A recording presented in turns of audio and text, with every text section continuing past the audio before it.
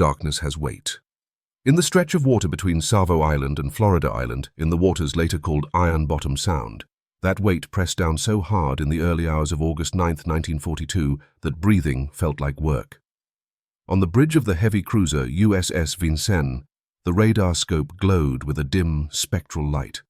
A handful of blips were cutting in from the northwest. The operator leaned in close, one hand braced against the console as the ship made a slow, steady roll. He tracked the pips across the range rings, watched them firm up with each sweep, and spoke into a sound-powered phone line that carried his voice straight into the nervous system of the ship. His report came crisp and urgent. Contact confirmed, bearing 315, range 18,000 yards, speed is high, over 30 knots. A talker repeated the numbers into another circuit. A plotter marked the contact on the board with a grease pencil, then drew the next tick of predicted motion. A junior officer checked the time, then looked back at the scope, as if the glowing screen might change its mind. The captain listened, eyes on the scope only long enough to confirm what mattered, then turned and looked out at a sea black as ink. Beyond the darker silhouette of the islands, there was nothing to see at all.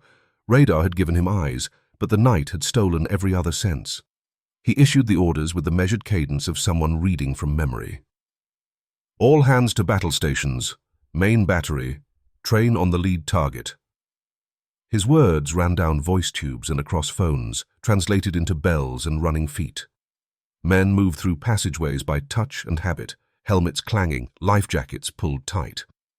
In turrets and directors, crews shifted from waiting posture to practiced motion. In fire control spaces, range input and bearing were passed, repeated and confirmed, as if repetition could nail certainty into place. By the book, by the drill repeated countless times, this was the moment to seize position and greet the intruder with a crushing opening salvo. A confidence rooted in technical advantage spread through the tense air. They had found the enemy first, so the initiative seemed to belong to them. Then the rules failed. The first blow arrived without warning, without any foretaste of gunfire. No rising scream overhead, no brief orange wink of a muzzle flash to give direction. A deep, heavy thud rose from the midsection of the cruiser Canberra like the impact of some creature from the seabed. A heartbeat later came the high, grating shriek of steel being torn apart, so sharp it set teeth on edge. A towering column of water leapt up along Canberra's side and broke into a pallid waterfall under faint moonlight. Before flame could even climb, a second and a third dull detonation erupted from different bearings across the formation. Chicago, Astoria. Alarm bells and shouted voices tangled together. The hammering clang of watertight doors being dogged down drowned the circuits. Below decks, damage control parties moved on instinct, hands finding valves, dogs and hoses in the dark, voices calling out compartments in clipped code. The sea remained black. No muzzle flashes. No straight, bright torpedo wakes. The attack seemed to come from no direction at all, as if it were delivered by the night itself from the waters they had believed they controlled. On the radar screen, you could draw the enemy's formation with precision. You could not draw the spear that had already left the bow and was now racing silently under the surface. Radar gave a commander a picture of ships, courses, and speeds. It did not give him the one thing a body demands in the moment before impact, a visible warning of the thing that will hit. When the first and only signal you receive is the explosion itself, a question colder than gunfire punches through every tactical diagram. If the enemy can strike at the range you consider absolutely safe, before your main battery can even reach, then was the entire shared logic of engagement distance, threat judgment, and victory conditions nothing but a comforting illusion you brought to the sea. The sudden blow off Savo Island was not an isolated stroke of bad luck. In the long, bloody nights that followed around Guadalcanal, the same pattern replayed again and again. American sailors came to know the suffocating rhythm. The radar screen lit first. The formation began to maneuver, and then, before the thick armor belts of opposing cruisers could test each other, a lethal spread of torpedoes would already have slipped through the dark water. They seemed to ignore the textbook limits of torpedo range. Their traces were so faint they nearly dissolved into the sea, and in the confusion of smoke and flame there was rarely time to argue what had happened. Fear needs a name, and the sailors gave it one with an old razor-edged feel, the long lance. In the Japanese Navy's inventory, it was labeled with calm precision as the Type 93 oxygen torpedo. But if the story ends at a better weapon. It flattens the complexity of war and misses the depth of the night-fighting revolution. The Type 93 was not thunder falling from nowhere. It was the final product of 2 decades of pre-war strategic anxiety and obsessive training, the killing stroke Japan had reserved for a complicated game board called Night Battle. It was, in truth, a technical monster. Where most torpedoes of the era relied on compressed air for propulsion, the Type 93 used pure oxygen as its oxidizer. The advantage was disruptive. Oxygen burns more completely and carries far higher energy density, enabling a torpedo that could haul a staggering 500-kilogram warhead and still run at nearly 50 knots for more than 40,000 yards, a distance beyond what any opponent expected. More insidious was its concealment. The exhaust from oxygen combustion is largely carbon dioxide, which dissolves readily in seawater. The result was a wake of bubbles so fine that on a dark sea it was almost impossible to pick out with the naked eye. A lookout might stare into the night and see nothing, not because he lacked courage, but because the physics had taken away the clue his training depended on.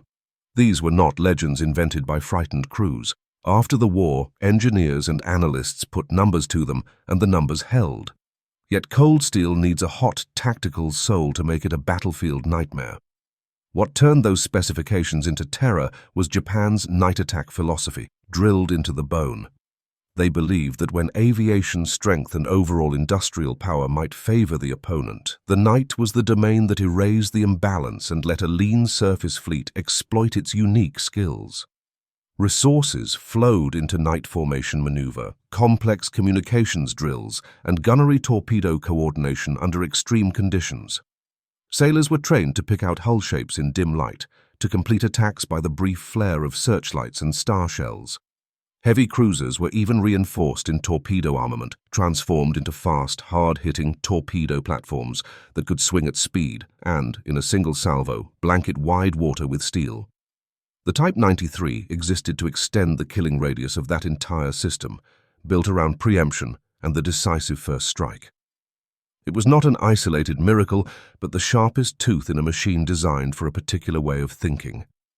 Across the Pacific, the U.S. Navy was working from a different rulebook. Its tactical mind remained shaped by the big gun tradition and a new radar optimism. Torpedoes were treated largely as a destroyer's weapon for close-range melees or as a supplement to battleship firepower. Their effective range was commonly and cautiously assessed at around 10,000 yards. In planning rooms, torpedoes lived on the margin of the board. The main decision belonged to the guns. Night actions were studied, but often treated as chaotic and uncertain, something to avoid. Radar, by contrast, was invested with the hope of dispersing the fog. Whoever saw first could fire first, and whoever fired first could control the fight. That confidence shaped everything from training scenarios to fleet disposition. The crisp picture on the scope gave commanders an intoxicating sense of control. I see you, so I can calculate you. I can decide when the battle begins. The new instrument did not merely provide data, it reshaped instinct. So in Ironbottom Sound and in the deep night waters of the slot, 2 incompatible logics collided head-on. American radar screens did sketch the enemy first, but that seeing could become a lure. When the blips suggested Japanese ships were turning away or sitting at an unfavorable angle, decisions derived from gunnery doctrine, accelerate to intercept, hold formation, could steadily guide the entire column into a torpedo officer's ideal fan-shaped firing sector, computed long before. You think you are cautiously maneuvering for a gunnery fight where you hold every advantage. In fact, you may be filing forward in ignorance into a slaughterhouse measured with a surveyor's care. Technology has extended your vision, but your tactical brain is still using an old map built for a clean midday duel to navigate a war your opponent has defined as a midnight hunt, without shape or sound. The long lance, running unseen beneath the formation, had already cut through the safety boundary built on assumptions that were no longer true. Rules exist only where there is shared understanding. When that understanding is wrong, rules become a trap dressed in elegance. The shock of the long lance was not that it broke a few tactical guidelines. It systematically paralyzed an entire sea-fighting logic built on outdated premises. The paralysis was quiet, like the torpedo's own wake. Before you realized it, the ground beneath your decisions had slipped away. The first thing shattered was the ruler of safe distance in the mind of the naval officer. Before 1942, most commanders carried an invisible circle in their heads, a radius of roughly 8,000 to 10,000 yards. Beyond it, cruiser gunnery accuracy fell sharply, and the enemy's torpedoes, according to manuals and exercises, either could not reach or would arrive so slow and imprecise as to be manageable. Outside that circle, you could breathe, think, and deploy methodically. The circle was not only a measure, it was a promise embedded in training. The long lance erased that circle through repeated combat and drew a much larger one with its true range. While you were calculating how to hold an ideal gun range of 12,000 yards by reading an enemy bow angle and turret elevation, a Japanese torpedo officer might already have fired from 20,000 yards or more. The zone you trusted as safe could, on a new range chart, sit in the densest part of the enemy's fire fan. Distance, the oldest shield of sea combat, became the most dangerous bait. Next came the distortion of radar advantage and the habits it bred. Radar was a revolutionary gift, a giant eye that could pierce night. But it had blind spots. It stared hard at large surface echoes and was nearly blind to a torpedo's underwater run, marked only by faint acoustics or subtle turbulence. That created a lethal mismatch in perception. The bridge could feel informed while the hull remained exposed. A commander gained an unprecedented, near godlike tactical picture. He knew where the enemy was, where it was going, and how fast. Clarity produced control, and control drove decisions grounded in gunnery geometry. The enemy is turning right and trying to open range, so I should accelerate and cut in. The enemy column lies to port, so I should turn parallel and bring full broadsides to bear. The logic was tight and within its frame correct. The error was what the frame omitted, the steel darts already in the water, passing through darkness the scope could not penetrate. You are absorbed in a duel of blades, calculating footwork and angles, unaware that your opponent has already cocked a crossbow. The subtle confidence born of partial technological superiority became, against the long lance, a strategic numbness. Finally, the standard evasive motions drilled into muscle memory failed collectively against an invisible death fan. Facing torpedoes, a helmsman's instinct is see, judge, turn, spot the bright white wake, estimate angle and speed, then throw the helm hard over so the narrow bow or stern faces the threat. That whole procedure depends on one prerequisite: seeing. It also depends on a quieter assumption, that there is a single track to dodge, one correct answer to the question of where danger lies. The long lance's most poisonous trait was that it denied the prerequisite. Its oxygen wake was so slight that on a starless night, lookouts could not hope to catch it in time. Worse than stealth in a single weapon was Japan's mastery of the fan salvo. This was not sniping but saturation. A Japanese destroyer or heavy cruiser could throw 8 or 10 torpedoes into the water at once, each with a different lead angle forming a wide, forward-stretching wedge of steel. The fan was aimed not at where the American ships were, but at where their course and speed predicted they would be minutes later.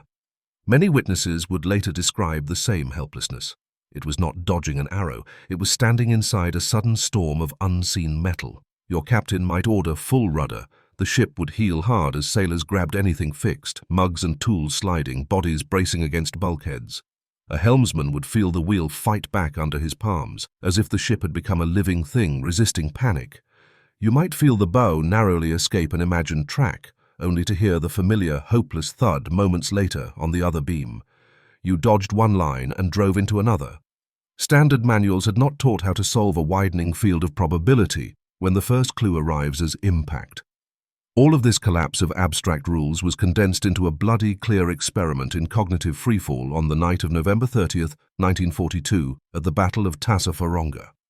That night, U.S. Task Force 67 under Rear Admiral Carlton H. Wright built around 4 heavy cruisers, Minneapolis, New Orleans, Pensacola, and Northampton, supported by 1 light cruiser and 6 destroyers, moved with confidence to intercept a Japanese Tokyo Express run led by Rear Admiral Tanaka Raizo, a force of 8 destroyers. The American objective was classic: exploit radar to detect first, then use heavy gunfire at long range to shatter the opponent. The radar scope delivered. A weak signal appeared at roughly 23,000 yards, then firmed into steady tracking. Bearings were called, repeated, confirmed. Range numbers ticked down with a rhythm that felt like control. 15,000 yards, 10,000. In gunnery spaces, crews lived inside that rhythm, waiting for the order that would make the enemy reel. When the range tightened to about 7,000 yards, Wright judged the moment had come and ordered fire. In an instant, the cruiser's main batteries roared. Hot arcs of shellfire tore open the night toward the bearing locked by the scope. The gunnery script seemed to be unfolding as planned. The visible battle had begun, bright and loud, the kind of fight officers had diagrammed since the academy. But Tanaka's script had never been about a gunnery duel. At almost the same moment the Americans opened fire, the Japanese destroyers did not panic into scattered return fire. They executed a rehearsed sequence. They laid smoke, then turned hard at high speed into complex zigzags that widened the relative angle, not to flee, but to reshape the geometry of attack. Their movements were not random. They were timed to a different clock, one measured in minutes of underwater run. The decisive act occurred at the start of that maneuver. Based on the reconstruction from action records and the timing of American damage reports, while the first American shells were still in flight, multiple Japanese destroyers had already completed the first decisive torpedo salvo. More than 30 Type 93 long lances slid into the black water with deliberate calm. They were not aimed at a single ship. They were aimed at a broad fan of water ahead of the American column's projected track. The priority was not gunnery, it was torpedo attack.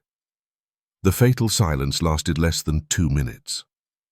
On American bridges, gunnery officers were still reading the first salvos, still deciding what to correct, still believing the main exchange was only beginning.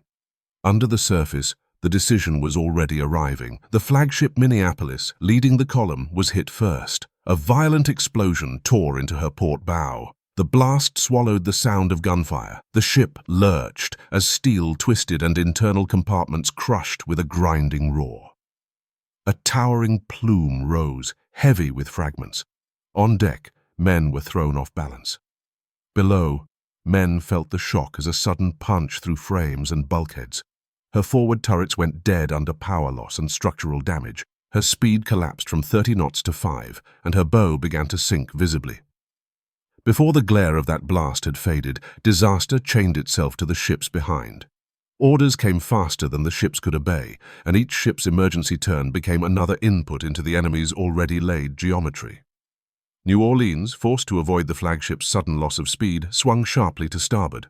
Halfway through the turn, a torpedo, likely one that had run a long distance from far out, caught her exposed port forward section near the magazine area beneath her number 1 turret. The turn meant to prevent collision, instead offered the broadest vulnerability to steel already arriving. What followed was one of the night's most horrifying sights.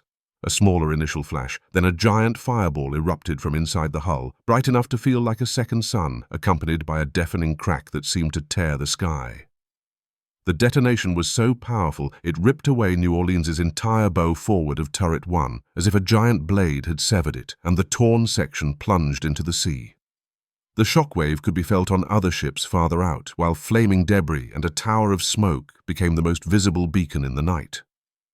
The remaining hull was shoved hard to starboard and lay crippled on the water, lit from within by spreading fire. That ruinous light mercilessly illuminated the American column. The darkness that should have concealed movement was now being paid for in American flame. Pensacola, trying to pass the wreckage to starboard, was now fully exposed in the glow. To any Japanese observer still in darkness, she became a perfect target.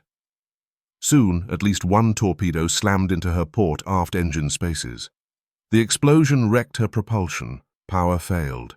The heavy hull began to list uncontrollably to port as flames climbed her side, joining the dark feast ignited by death. Emergency lighting flickered. Men ran with hoses and extinguishers through passages that were suddenly heat and smoke, a ship turning into a maze. On the command circuits, orderly instructions from minutes earlier dissolved into noise. Calls for help, damage reports, contradictory contact warnings, and orders that could not be executed poured through. Minneapolis reported flooding forward. New Orleans's communications went silent, leaving only burning stillness.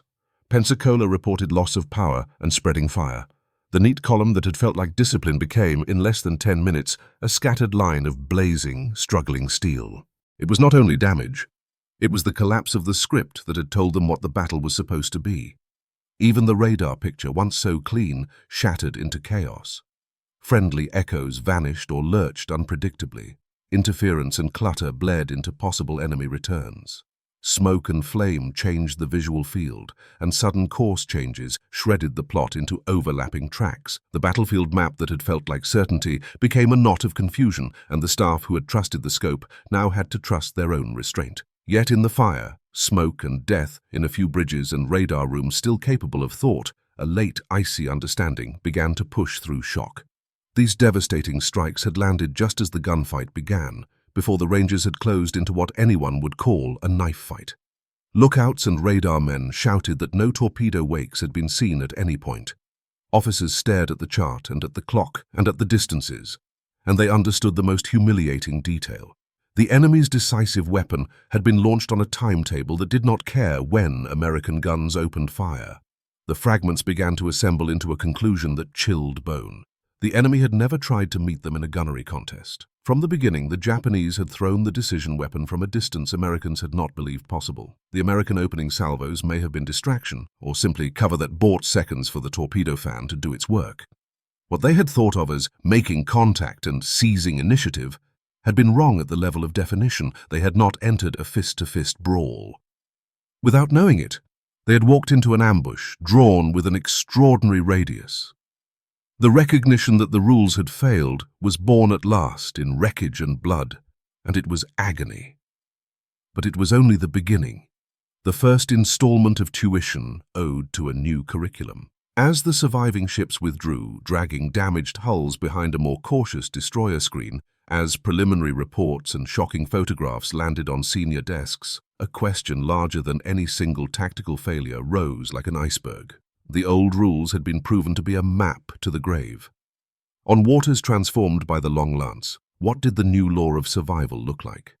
How could they face each coming night without being hunted and broken by the first invisible strike?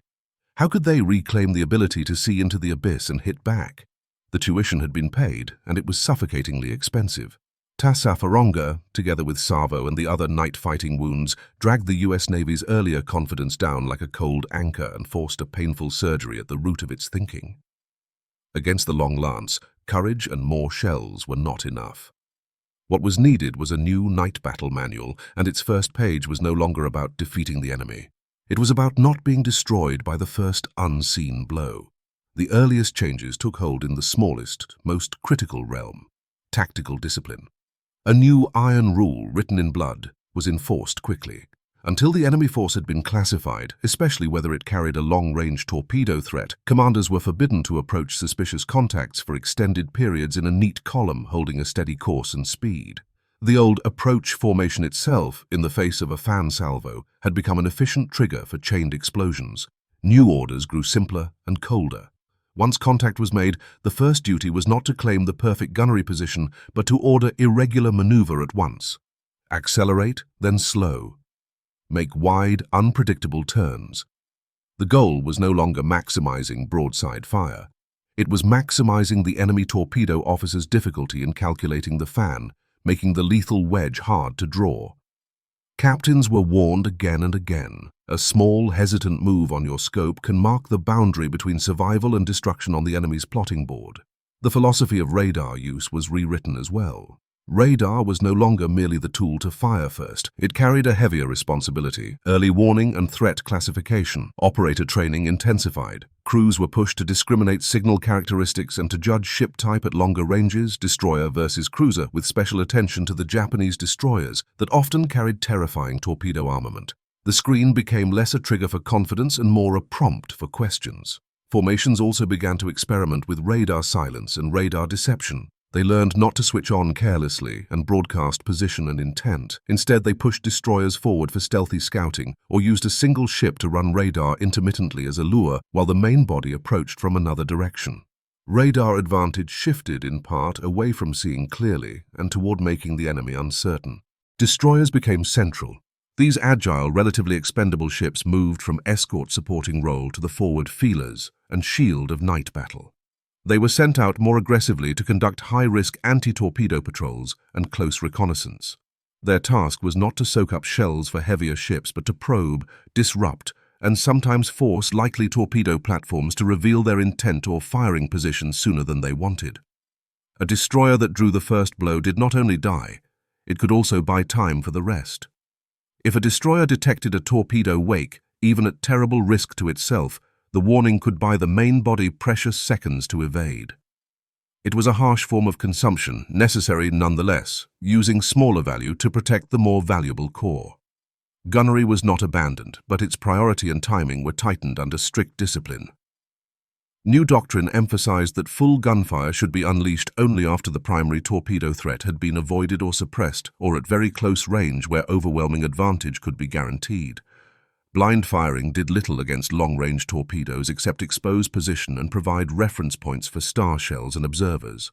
Fire was expected to be more concentrated, shorter, more lethal. At the same time, the U.S. Navy pushed urgently to improve radar fire control, seeking faster reactions and better hit probability in the brief windows available once maneuvers began. Technology would have to compensate for the initiative sacrificed to torpedo avoidance. These adjustments were neither instantaneous nor smooth. Early 1943 night actions still cost blood. Execution was uneven, and Japanese experience continued to bite. But change was real. A new, more cautious and alert night-fighting temperament began to spread through the fleet. Sailors, especially officers, learned to fear the sea itself as much as gunfire, to treat empty water as a possible weapon.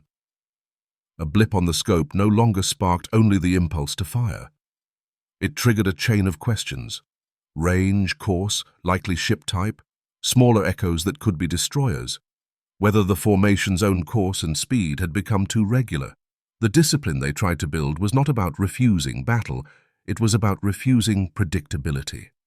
Signs of a turn appeared in the night fighting around Kula Gulf in July 1943 and in the engagements that followed.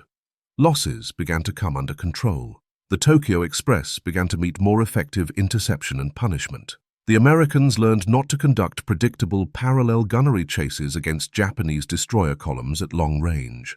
Instead, they used islands for masking and exploited radar to cut off retreat routes or to force the enemy into confined waters where the fan salvo could not unfold at full power. They also began to use their own torpedoes more effectively, even if they were far inferior to the long lance, and to apply radar-directed gunnery at closer ranges with increasing violence. The gears of war kept grinding forward by late 1943 and into 1944, with the broad deployment of improved radar systems such as SG surface search radar and Mk8 fire control radar, with new ships entering service in numbers, and with tactical discipline forged deep by repeated lessons, the initiative in Pacific night fighting shifted in a way that could not be reversed. The Japanese night attack system depended heavily on surprise and on the opponent's misjudgment. Once the opponent understood the true reach of the long lance and built systematic defenses and counters around that fact, the system's edge dulled sharply. Meanwhile, the material balance of the war tilted completely. Japan's scarce, highly trained night battle veterans and their ships dwindled under attrition. American learning and industrial output formed an advantage that could not be overcome. In time, the long lance moved from a continuing tactical nightmare to a piece of military technical legend studied in classrooms and sealed into archives. Its physical threat vanished with the collapse of the Japanese Empire, but its legacy was larger than the wrecks on the sea floor. After the war, navies dissected the Type 93 and the Japanese night tactics. Oxygen propulsion and the design logic of long-range and heavy warhead influenced later torpedo development. Yet the more valuable inheritance was the core lesson repeated in reports, reconstructions, and case studies. In one declassified U.S. Navy post-war tactical research summary, an analyst wrote a line without emotion and with enormous force. The Long Lance's greatest success was not how many tons it sank, but that early in the war it succeeded in grounding American commanders' tactical decisions on assumptions about enemy weapon performance that had never been rigorously verified. They did not lose to ignorance. They lost to what they believed they already knew, beliefs that were wrong. Years later, a veteran who had served on Minneapolis and endured the night at Tassafaronga was asked in an oral history interview what the most frightening moment of night battle had been. He did not describe the roar of explosions, the tortured metal, or the cold sea. He said the worst moment came after everything went quiet, when he stood on a life raft watching the ship still burning and understood something with brutal clarity. For a long, long time before the first explosion, they had all been moving steadily down a road to death that they could not see. They discussed course, calculated speed, checked weapons. Everyone did their job. Everyone believed they were doing the right thing. but the ending of that road had been written the moment they turned onto a certain heading. That feeling, he said, was colder than any gunfire. That may be the deepest echo the long lance left for later students of war and for anyone operating in adversarial domains. It was a real weapon, but its true power for a time existed inside the enemy's blind spot of understanding. It revealed a harsh truth about war and about competition. The most lethal gap is often not ignorance of what the opponent is doing, but a deep, mistaken imagination of what the opponent can do. When your mind is walled in by what you assume, any ability that exists beyond that wall becomes a downward strike against you. Night battle was not only steel and flame colliding in darkness. It was also a fight between two different imaginations of war. The Japanese imagined and built a night led by beyond visual range torpedo attack. The Americans at first imagined only a daytime gunnery fight expanded by radar. When those imaginations met in Ironbottom Sound, the latter's rulebook was shredded in an instant. The long lance ultimately fell silent on the seabed. But the cognitive shock it delivered when it first cut through the night, the chill of realizing that safe distance had been rewritten, stayed in the genetic memory of naval art. It remains a warning for anyone who holds power and faces darkness. The real danger is not always in the shadows you cannot see. Sometimes it waits beyond the border of light you think is secure. In the moment you are certain it cannot happen here, the silent spear may already be running.